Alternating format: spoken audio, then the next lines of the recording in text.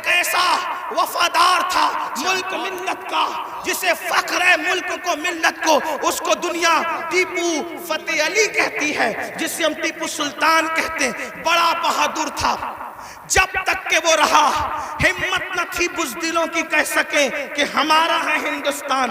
اسے شہید کر دیا گیا، اس کے بعد کہا ہمارا ہے ہندوستان۔ تو ایک بات جو کہنے چلا تھا یہ کہ حلال سے وفا پیدا ہوتی ہے، ماں باپ کی، حرام سے نہیں۔ میں نے سن لے، اللہ اکبر، انگریزوں نے ٹیپو فتح علی سلطان سے کہا ڈیل کرنی ہے، کسی معتمد کو بھیجو، بات کریں گے۔ سلطان کو لگا میرے بھائی سے بڑھ کر میرا معتمد کون ہو سکتا ہے۔ سلطان نے اپنے چھوٹے بھائی کو بھیجا، جاؤ انگریزوں سے بات کر کے آؤ، انگریزوں سے گفتگو کر کے آؤ، معاملات طے کر کے آؤ۔ بہنوں کی خاص توجہ، اللہ اکبر۔ چھوٹا بھائی گیا، جانے کے بعد دیر ہو گئی تو قریبی ندیموں نے، قریبی دوستوں نے سلطان کے کان میں کچھ بات کہی۔ سلطان کھڑے ہوئے، غصے میں آئے، حالت غصے میں ٹہلنے لگے، اور دیر ہوئی، ٹہلتے ٹہلتے ماں کے کمرے میں جا گھسے۔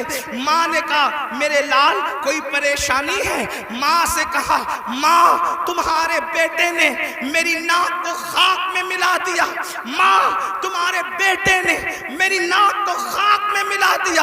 میرے دوست کہتے ہیں معتمد سمجھ کر بھائی کو ڈیل کے لیے بھیجا تھا، بات کرنے کے لیے بھیجا تھا، لیکن وہ انگریزوں سے ہاتھ ملا گیا۔ ماں بیٹھی تھی، کھڑی ہو گئی۔ ماں ہوتی ہے، ماں ہوتی ہے۔ میں قوم کی ان بیٹیوں سے کہنا چاہتا ہوں اللہ اکبر، عورتیں لال قلعہ نہیں بنا سکتی، لیکن لال قلعہ بنانے والا سپوت کسی عورت کا ہی پروردہ ہوا کرتا ہے۔ عورتیں فاتح بدر و حنین نہیں ہو سکتی، لیکن فاتح بدر و حنین کسی عورت ہی کا تیار کردہ ہوتا ہے۔ اللہ اکبر، عورت فاتح خیبر نہیں ہوتی، لیکن فاتح خیبر کو جنم دینے والی کوئی عورت ہی ہوا کرتی ہے۔ تو عورت نے بڑے بڑے انقلابیوں کو پیدا کیا۔ اگر عورت سچی ہے، دیندار ہے، عاشق رسول ہے، اللہ رسول کی وفادار ہے، اللہ اکبر، ماں ہوتی ہے۔ سلطان ٹیپو فتح علی کے جملے نشتر کی طرح ماں کے دل میں چپ گئے۔ ماں اٹھ کے کھڑی ہوئی، کہا سلطان تیرے منہ میں زبان روک اور گستاخی کی جرات نہ کرنا۔ تو نے کہہ کیسے دیا کہ میرا بیٹا ملک و ملت کا غدار ہے؟ سن لے، نہ تو غدار ہو سکتا ہے، نہ وہ غدار ہو سکتا ہے۔ تاخیر کسی وجہ سے ہو رہی ہوگی، میرے دودھ کی وفا پر سوالیہ نشان کھڑا مت کر۔ میرا کوئی بیٹا ملک ملت کا غدار نہیں ہو سکتا۔ تھوڑی دیر گزری تھی کہ بھائی آیا اور بہت خوشخبری لے کر آیا۔ سلطان جب سارے معاملات نپٹ گئے تو ماں کے قدم پکڑ کر معافی کے طلبگار ہونے کے بعد کہا امی میں جیسا مرد متزلزل ہو گیا بہادر، تمہیں اتنا یقین کیسے تھا ماں کہ تیرا بیٹا غدار نہیں ہو سکتا، وفادار ہوگا؟ تب ماں نے کہا تھا بیٹا مجھے اپنے آپ پر نہیں رسول اللہ کی نسبت پر یقین ہے۔ جب میں نے تجھے اور تیرے بھائی کو دودھ پلایا تو کبھی بغیر وضو دودھ نہیں پلایا، ہمیشہ میں نے باوضو مدینے کے تاجدار پر درود پڑھتے ہوئے دودھ پلایا ہے۔ یہ وضو اور درود کی برکت ہے کہ میری کوئی اولاد ملک ملت کی کبھی غدار نہیں ہو سکتی۔ سود کا پیسہ کما کر بچوں کو حرام کھلا کر چاہتے ہو تمہارا بیٹا فتح علی بنے؟ یاد رکھنا یہ بہنیں ہیں، سیریل دیکھتے ہوئے بچے کو دودھ پلائے گی، زنا کے مناظر دیکھتے ہوئے دودھ پلائے گی، گندے گانے سنتے ہوئے دودھ پلائے گی۔ ان کی گود میں صلاح الدین جو بھی پیدا ہوگا ہرگز نہیں۔ ڈاکو، لٹیرے، بے غیرت، بے حیا، جتنی گندگی کے ٹائٹل ہے تمہاری کوکھ سے جنم لیں گے۔ کیوں؟ اس لیے کہ تمہاری گود میں مریم کا تقدس نہیں، تمہاری گود میں سیدہ فاطمہ الزہرا کی حیا نہیں، تمہاری گود میں عائشہ صدیقہ کی پاکیزگی نہیں۔ کتنی گندگی کرو گے؟ کم سے کم مسلمان ہونے کا تو خیال کر لو، کم سے کم آخرت کا خیال کر لو۔ بات سمیٹتے ہوئے عرض کروں، آپ دیکھیں تو صحیح، اندازہ تو کریں، 8 دن سے مسلمانوں کی جو شریف اور دل میں درد رکھنے والا مسلمان ہے ان کی آنکھوں سے آنسو نہیں خشک ہو رہے ہیں. علماء قنوت نازلہ پڑھنے کی گزارشات کر رہے ہیں.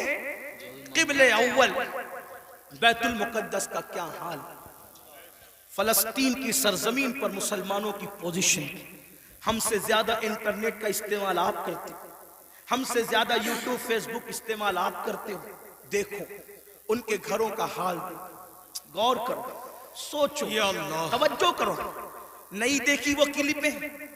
ایک ماں کے 2 بچے، دونوں شہید ہو گئے، اس کی گود اجڑ گئی.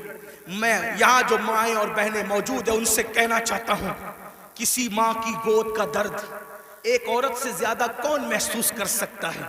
لیکن ہم کیا کر رہے ہیں پتہ ہے؟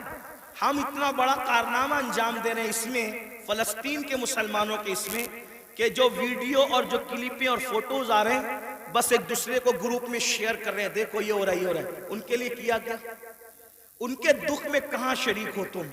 بتاؤ. اللہ کے رسول صلی اللہ علیہ وسلم نے فرمایا مومن ایک جسم کی طرح ہوتا ہے. بے شک بے شک. جسم کے کسی بھی حصے کو تکلیف پہنچے پورا جسم تڑپے گا. آنکھ میں اگر کچرا چلا جائے آنکھ روئے گی، دماغ مشورہ دے گا، ہاتھ حرکت کرے گا، پلان بنے گا، کچرا نکالا جائے گا. کوئی یہ کہے گا کہ نہیں، ہاتھ یہ نہیں کہے گا کہ مجھے تکلیف نہیں ہے میں کچھ نہیں کروں گا. دماغ کہے گا کہ مجھے کوئی پرابلم نہیں ہے میں کچھ نہیں کروں گا، مجھے کیا، میں تو نہیں. جب تک جسم میں جان ہے کوئی تک گزرو. پیر درد کر رہا ہے، آنکھ رو رہی ہے، دل دھڑک رہا ہے، حالانکہ آنکھ اور پیر میں کتنا فاصلہ ہے. ہاتھ بے چین ہو رہا ہے، دل کی دھڑکنیں تیز ہو رہی ہے. کب تک؟ جب تک جسم میں جان ہے. لیکن جان نکل گئی پھر اس کو مارو کاٹو کچھ بھی کرو، کوئی تکلیف ہوگی، کوئی درد ہوگا؟ نہیں ہوگا. تو جب تک مسلمانوں میں ایمان ہے کسی بھی مسلمان کو دنیا کے خطے میں تکلیف پہنچے گی وہ تڑپے گا، وہ بے چین ہوگا، وہ بلبلائے گا، وہ بلکے گا. آپ سے پوچھتا ہوں کیا دکھ میں شریک ہوئے؟ ہاتھ مت اٹھانا لیکن اپنے آپ میں ڈوب کر سوچو کتنے مسلمان ہیں جنہوں نے فلسطینی مسلمانوں کے لیے اللہ کی بارگاہ میں رو رو کر دعا کی. جو قوم اتنی خود غرض ہو کہ وہ اپنے پڑوس میں رہنے والے بھائی کے دکھ پر نہیں روتا، وہ فلسطینیوں کے دکھ پہ کیا روئے گا؟ ان سے کوئی تمہارا رشتہ نہیں ہے؟ جن کی گود خالی ہو گئی، جن کے گھر ویران ہو گئے، آبادیاں قبرستانوں میں تبدیل ہو گئی. سوچو ان کے گھر کی چھت بھی ختم ہے، وہ بغیر چھت کے زندگی گزارے. جوان جوان عورتیں بیوہ ہو گئی ہیں. لاشیں اتنی لاشیں ہیں کہ پہچان نہیں ہو رہی ہے. دفن کرنے کے لیے جگہ کا معاملہ، کفن کا معاملہ. ایک لیڈیز کی 1 منٹ کی کلپ میرے کان میں آئی، میں پوری سن نہ سکا، تڑپ گیا. وہ کہہ رہی تھی انگلش میں کہ ہمارے چھوٹے چھوٹے فلسطینی بچے اب اپنے ہاتھوں پر نام لکھ رہے ہیں، اور اپنے ہاتھوں پر اس لیے نام لکھ رہے ہیں کہ ان کو ایسا لگتا ہے پتہ نہیں ظالم اسرائیل کی طرف سے کب بم برس جائے اور ہم مر جائیں تو نام ہاتھ پہ لکھ دے تاکہ ہمارے گھر والے اسی نام کی وجہ سے ہمیں پہچان سکیں. کوئی تعلق نہیں ان سے آپ کا. آج بھی مسلمان مسجد کو ویران کرتا رہے گا. آج بھی زنا کی فلم دیکھو گے تم، آج بھی چہرے سے داڑھی مڈا کر گٹر میں پھینکو گے تم. برا مت ماننا، وہ جس بہن کے دونوں بچے اس کی گود میں شہید ہو گئے، اگر اس بہن کی بجائے آپ کی بہن ہوتی تو بھی آج آپ ایسے ہی گناہ کرتے. اللہ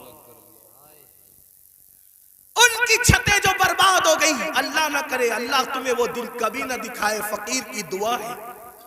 اگر ان کی جگہ تمہارے بھی چھتیں ختم ہو جاتی تو تم ایسے ہی دھینگا مستی کرتے، ایسے ہی عیش و عشرت کرتے.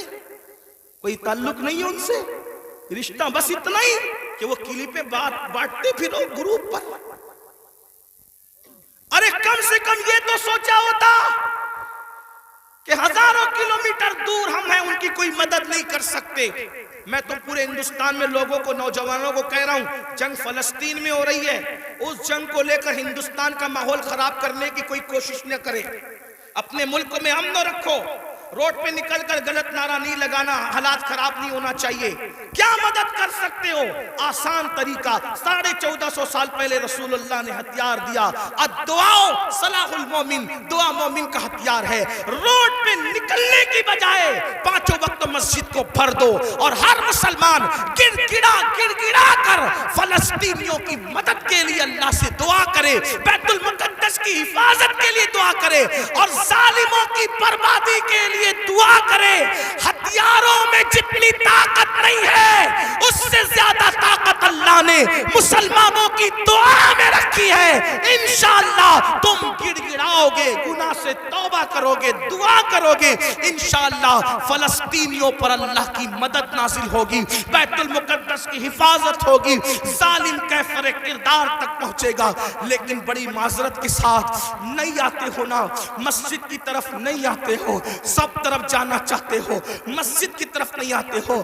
پھر کہتا ہوں، کتے سے سیکھ لیا ہوتا، جب کوئی کتے کو ڈنڈا مارتا ہے تو کتا چلاتے ہوئے کسی اور کے دروازے پہ نہیں جاتا، کتا چلاتے ہوئے اپنے مالک کے دروازے پہ آتا ہے۔ کتے کو پتا ہے کوئی مار رہا ہے، اگر مار سے مجھے کوئی بچا سکتا ہے تو میرا مالک ہی بچا سکتا ہے۔ مسلمانوں، دنیا تمہیں اتنا پیٹ رہی ہے، دنیا تمہیں اتنا لوٹ رہی ہے، کتا پیٹنے کے بعد مالک کی چوکھٹ پہ آ جاتا ہے، تم انسان ہو کر کب آؤ گے مالک کے دروازے پر؟ اللہ کے دروازے پہ کب آؤ گے؟ یاد رکھنا، کل بھی اپنے مسائل کا حل اللہ کی چوکھٹ پہ تھا، خدا کے در پہ تھا، آج بھی اپنے مسائل کا حل اللہ کی بارگاہ میں ہے۔ پلٹ آؤ اللہ کی طرف، کہیں پناہ نہیں ملے گی، پناہ ملے گی تو اسی کی بارگاہ میں ملے گی۔ رجوع ہو جاؤ اس کی طرف، گناہ کر کے نہ کسی کو عزت ملی ہے نہ آپ کو عزت مل سکتی ہے۔ مجھے پتا ہے ان ہزاروں جوانوں میں کچھ ایسے سعادت مند چہرے مجھے نظر آ رہے ہیں جن کے دلوں میں واقعی امت کا درد ہے، قوم کا درد ہے۔ وہ پلٹیں گے، وہ توبہ کریں گے، وہ نادم ہوں گے۔ ہاں ہاں میری قوم کے جوانوں، ضرور یاد رکھو، ہر دروازے پہ جا کر کے اگر انسان جرم کا اعتراف کرتا ہے، دنیا کی عدالتوں کا دستور ہے، جہاں پر جرم کو قبول کر لو تو عدالتیں سزا سناتی ہے۔ ایک میرے اللہ کی عدالت ہے، وہاں جرم قبول کر لو تو سزا نہیں سنائی جاتی بلکہ معاف کر دیا جاتا ہے۔ ہر جگہ کا دستور ہے کہ اگر جرم قبول کر لو تو لوگ ذلیل کرتے ہیں، یہ میرے اللہ کی شان ہے۔ جرم قبول کر لو تو یحب التوابین کا خوبصورت تمغہ گلے میں ڈال دیا جاتا ہے اور محبوب بنا لیا جاتا ہے۔ تو آؤ نا میرے بھائیو، اللہ سے دور کیوں ہو؟ وہ اللہ جس کا فرمان ہے کوئی میری طرف چل کے آتا ہے تو میری رحمتیں اس کی طرف دوڑ کر جاتی ہے۔ یاد رکھنا، لڑکا لڑکی کے ناجائز تعلقات میں کوئی لطف نہیں ہے، یہ توائی ہے۔ آؤ اللہ سے تعلق جوڑیں، کیا بات، آؤ اس کے قریب ہو جائیں۔ میں نے تو یہ بزرگوں سے سنا بھی اور محسوس بھی کیا، سب سے تعلق جوڑنا مشکل ہے۔ توجہ ہے؟ کیا بات جی حضرت، رضا نگر رامپور والوں توجہ ہے، گرد نواز سے آنے والے سب سے تعلقات بنانا مشکل ہے۔ سب سے آسان اگر کسی سے تعلق بنانا ہے تو اللہ سے۔ جلدی ناراض نہیں ہوتا، توجہ، جلدی ناراض نہیں ہوتا، جلدی راضی ہو جاتا۔ رب کو منانا بہت آسان ہے، لیکن یہ میری قوم کی جفاکاریوں کا ماتم کون کرے؟ سب کو منانا چاہتے ہیں، رب کو نہیں منانا چاہتے، کیونکہ رب کی ناراضگی کی ان کے پاس اہمیت کیا ہے؟ سیٹ ناراض نہیں ہونا چاہیے، بیوی ناراض نہیں ہونا، حتیٰ کہ جن بچوں کو ہم نے پیدا کیا، جو ہم سے وہ بچے ناراض نہیں ہونا چاہیے۔ بچے کہے بیٹا ابا کھلونا لے کر آنا، بھول گئے تو کہتے بیٹا سوری، سوری بیٹا نہیں لا سکا، بھول گیا نا، کل لائیں گے۔ اس سنڈے نہیں لے کر کے چلے تفریح کے لیے، ہم بھی 50 بار سوری بول چکے اپنے بچوں کو، اس لیے کہہ رہا ہوں۔ ہاں لیکن آپ سے پوچھتا ہوں، اپنے چھوٹے چھوٹے بچوں کو منانے کی فکر ہے، وہ یار وہ رب، اب ذرا غور کرو اس کی نعمت پہ غور۔ چلے بات میں ختم کرنے لگا تھا، لیکن ایک بات بہت سوچنے کی ہے جی حضرت، اس کی نعمتوں پہ غور کرو۔ اللہ تعالیٰ پیدا ہونے سے لے کے مرے دم تک ہمیں آکسیجن دیتا ہے، اپنے گھر پہ کیا بل آتا ہے مہینے کا؟ کیا بات. کسی گھر بھیجا اللہ پاک نے کوئی بل بھیجا؟ کچھ مانگا اللہ نے؟ اگر 8 گھنٹے ڈاکٹر آکسیجن لگائے نا تو اتنا لمبا بل آتا ہے کہ انسان سوچنے لگتا ہے کہ میں کہاں چلا گیا تھا. یہی ہے نا جی ڈاکٹر نے 8 گھنٹے کی آکسیجن دی تو ہزاروں وصول کر لیا ہے نا. ہے نا اللہ تعالیٰ نے پوری زندگی آکسیجن ہمیں فری میں. کچھ مانگا؟ بولو تو کچھ مانگا اللہ نے؟ مجھے بتاؤ تو صحیح کچھ مانگا اللہ نے؟ کچھ نہیں. یہ زمین اللہ نے دی ہے چلنے کی، آسمان کا سائبان. میرے بھائی جب سوتے ہو نا تو یہ کیڑے مکوڑے ہمارے ناک اور کان میں نہیں جاتے. 99% لوگوں کے کان میں کیڑے مکوڑے، حالانکہ کیڑے کی فطرت ہے کہ جب سوراخ دیکھے گا تو اس میں گھس جائے گا. کیوں نہیں جاتے پتہ ہے؟ 60 فرشتے ہر انسان پر اللہ نے حفاظت کے لیے مقرر کر رکھا ہے. ناک اور کان میں کیڑے بھی نہ جائے میرا اللہ بچاتا ہے. سوچو تو صحیح نہیں، غور کرو. گھر سے نکلتے ہو نا اللہ کا نام لے کر، 2 فرشتے حفاظت کے لیے مقرر کرتا ہے جب تک گھر پر لوٹ نہیں جاتے. ماں کے سینے میں دودھ کس نے پیدا کیا؟ پیدا ہونے سے پہلے اللہ نے. اور سینے میں دودھ پیدا کرنے کے بعد ماں کے دل میں ممتا بھی پیدا کی کہ اس کو پلا. اگر اللہ نفرت پیدا کرتا تو درجنوں عورتیں ایسی ہیں جو اپنے بچوں کو چھوڑ کے ہاسپٹل میں بھاگ گئی. اگر ہماری ماں بھی چھوڑ کے بھاگ گئی ہوتی تو عزت کے ساتھ ایسے بیٹھتے یہاں؟ تو اس ماں کے دل میں کس نے پیار دیا؟ خود سردی میں ہمارے پیشاب پہ سوتی رہی اور ہمیں گرم بستر پہ سلایا. کس نے پیار دیا اس کے دل میں؟ اللہ نے. کھڑے ہونے کی طاقت کس نے دی؟ جاؤ لنگڑوں سے پوچھو پیر کی قیمت کیا ہوتی ہے. جاؤ پوچھو. جتنی بے وفائی کرنا ہے میرے اللہ کے ساتھ کر لو، ایک دن اللہ کی عدالت ہے. اندھوں سے پوچھو آنکھ کی قیمت کیا ہوتی ہے. اگر اللہ آنکھ چھین لے اربوں خربوں روپے بھی دے کر کے تم اخیارے نہیں ہو سکتے. اسی کی دی ہوئی آنکھوں سے اسی کی نافرمانی اس کے نبی کے دل پہ کیا گزرتی ہوگی؟ سوچو تو صحیح. جا کر کے پوچھو زبان کی قیمت کیا ہوتی ہے، جس کی آواز نہیں نکلتی، جس کو منہ نہیں ہے. اتنی ساری نعمتیں لے کر بیٹھے ہو، پھر اس سے بے وفائی. اقبال نے کہا تھا بتوں کو تجھ سے امید، بتوں سے تجھ کو امیدیں، خدا سے نامی دی. مجھے بتا تو صحیح اور کافری کیا ہے؟ کفر کس چیز کا نام ہے؟ کہتے ہو اللہ نے ہمیں دیا کیا؟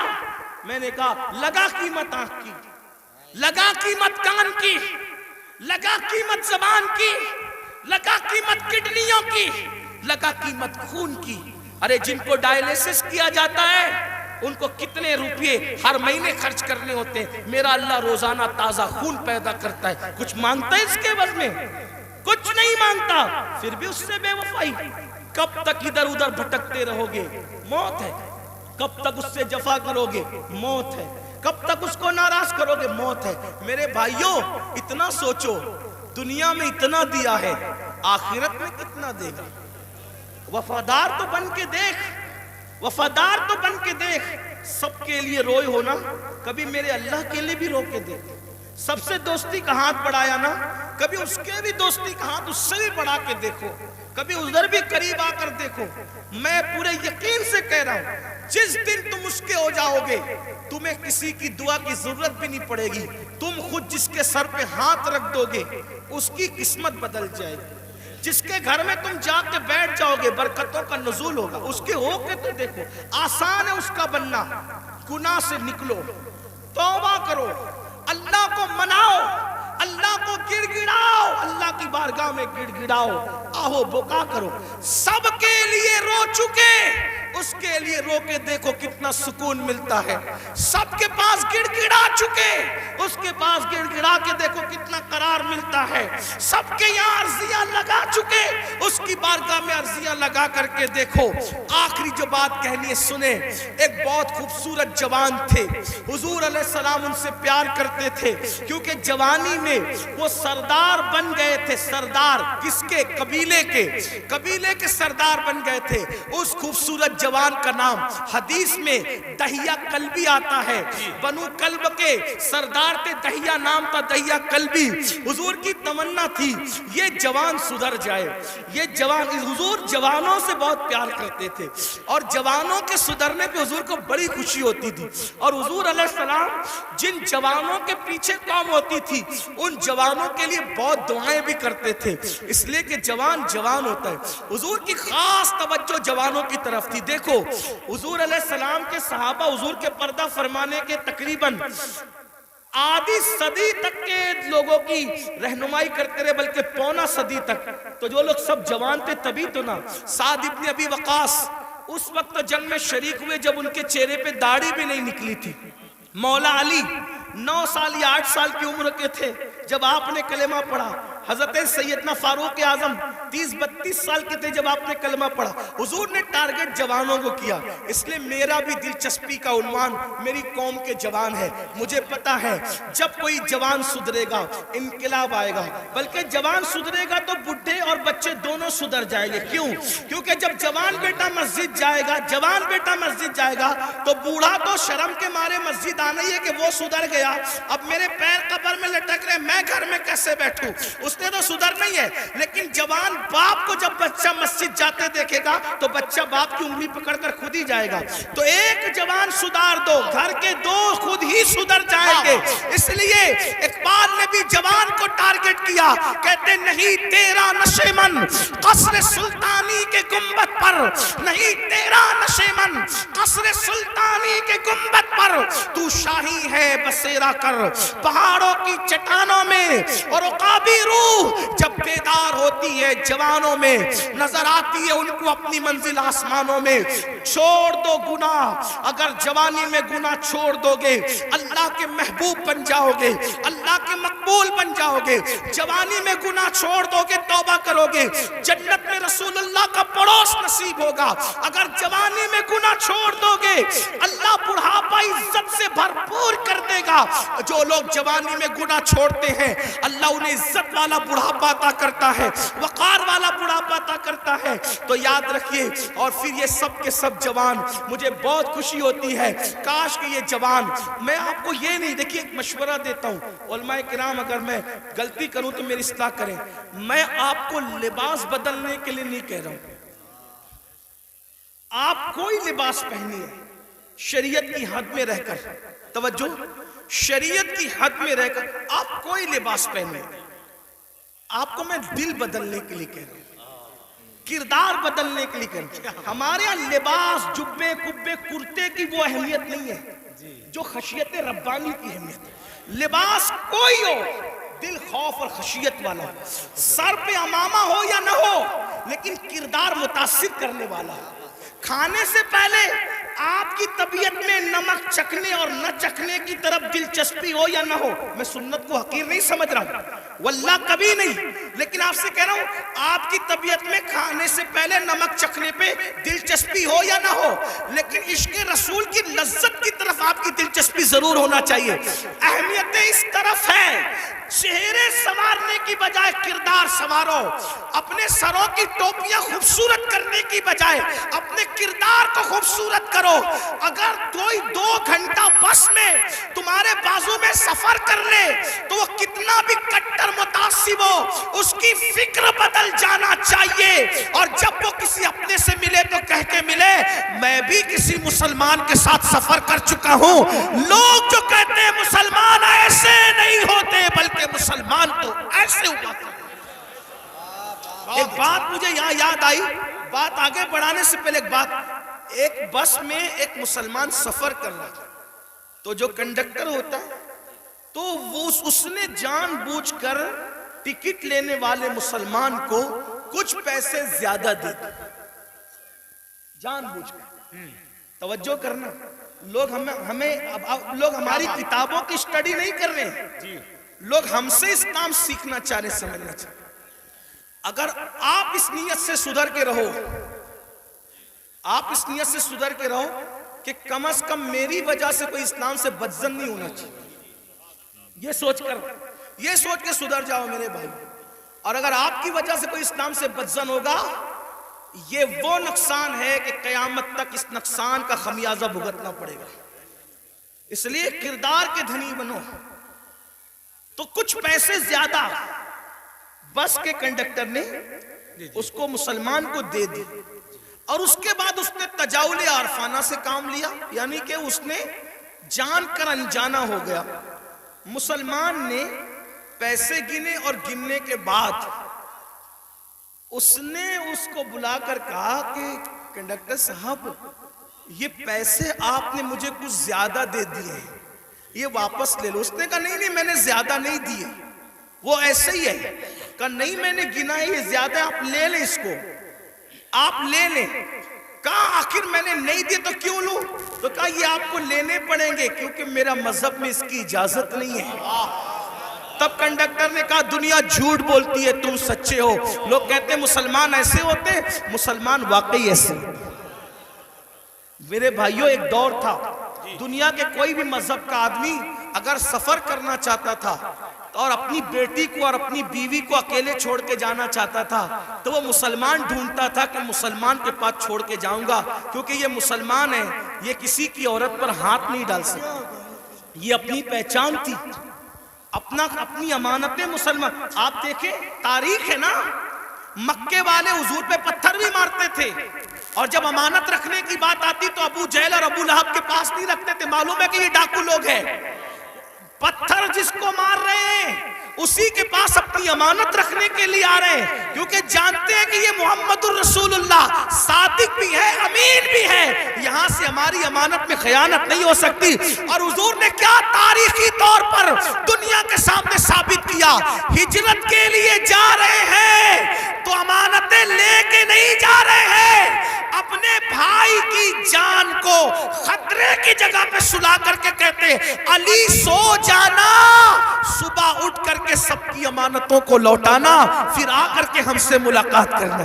دیکھ رہے ہیں آپ, یہ ہوتا ہے کردار, یہ ہوتا ہے اسی لیے بدر میں جو کافر آئے تھے مکے کے گنڈے, وہ حضور سے آنکھیں نہیں ملا سکے. کیوں؟ کیونکہ حضور ان کی امانتیں لے کر نہیں بلکہ امانتیں ادا کر کے بتایا کہ دشمن جان کا دشمن بھی ہو اس کی امانت میں بھی خیانت مت کرو. اور آج تو مسلمان کا حال یہ, لوگ مسجد مدرسے کی رقم آج نہیں چھوڑنا چاہتے.